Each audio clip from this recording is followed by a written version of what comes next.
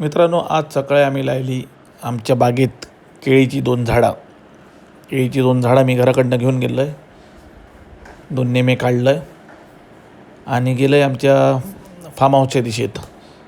शक्यतो ह्या दिवसाने आम्ही केळीची झाडं लावलो ना. केळीची झाडं पावसाळ्यात लावतं, पण अशा व्हाळाच्या देगेक नाही तर नदीच्या देगेक लावणारे जर बरे असले तर तुमका लाव होता.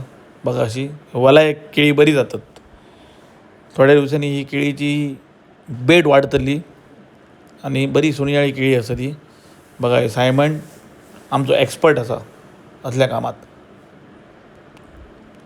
बरं पाळान पहिला खापान घेतल्यान सगळी जमीन बरी साफ केल्यान त्यानंतर हे जागा केल्यान. बघा, खोरा पिकाव घेऊन वावरता तो आणि त्याच्यानंतर हे केळी उभे केले. बघा, मस्तपैकी चिखलात.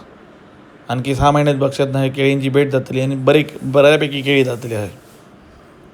केळी लावची तर चिखला सायडीक आणि तांकां भरभरी होई तरच केळी बरी जातात. ह्या सगळा झाल्यानंतर मी गेलो त्या दिवशी दिल्लेल्या कुत्र्याची खबर घेवक. बघतोय तो कुत्रो बरो शाणो जाल्लेलो असा आणि खुश असा. म्हाका बघितल्यानंतर शेपडी हलवून बरो खुश जालो. बघा कसो सायमनचो पाय हा दिसता, तो माझो पाय नाही.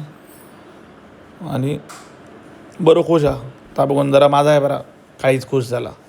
म्हटला हाडलेलो कुत्रो बरो बागडता खेळता, म्हटलं झाला. त्याच्यानंतर माझ्या फार्म हाऊसाक होई होती मोठी फरशी, पण थंय उतरूक गाडी येना नाही म्हणून असे हातीत उतरूचे लागतात. सायमनान लायल्यान फरशी एक दोरी नवीन हाडलेलो राजू.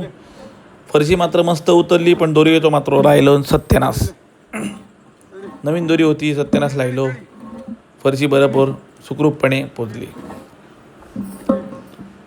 अशी होती आज आमची आजच्या दिवसाची गोष्ट. धन्यवाद मित्रांनो. लाईक करा, शेअर करा आणि म्हाका फॉलो करा. गावातली गोष्टी तुमका दाखवत रावतलं.